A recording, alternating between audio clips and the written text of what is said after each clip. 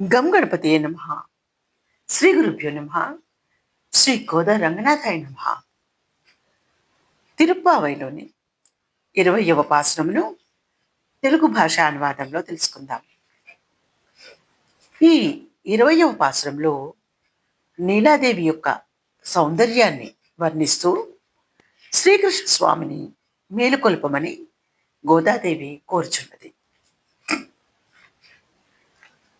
పోతన గారు రచించిన శ్రీమద్ భాగవతంలో దశమ స్కందంలో గోదాదేవి భావాలని గోపికల ద్వారా పోతన గారు నల్లనెయ్యను వెతికినారు. ఆ పద్యం ఇదిగో.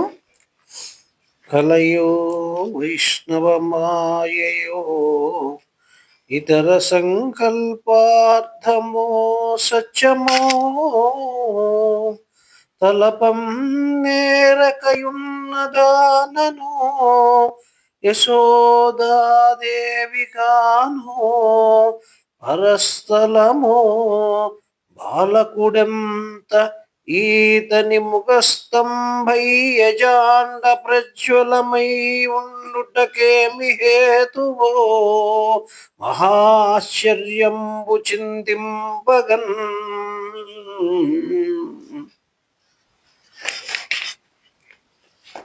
ఈ పద్యం యొక్క భావం ఏమనగా, ఓహో ఏమిటి అద్భుతము! నేను చూస్తున్నదంతా స్వప్నమా లేక సత్యమా, లేక ఇది అంతయు విష్ణుమాయయా, లేక ఏదియో విచిత్రమైన భ్రమనన్న ఆవేశించిన, లేక నా ఆలోచనా శక్తియే లోపించినదా? నేను యశోదాదేవినే కానా? నేను నా ఇంటనే నుంటినా లేక పరస్థలములోనా? ఈ బాలకుడు ఏ పాటివాడు? వాని నోట ఈ బ్రహ్మాండమంతయు ఇట్లు ప్రకాశించుటకు హేతువేమిటో చూడగా అంతా ఆశ్చర్యంగానున్నది అని ఈ పద్యం యొక్క భావము. ఇప్పుడు తిరుప్పావై 20వ పాసురం యొక్క భావం తెలుగు భాష తీయదనంలో తెలుసుకుందాం.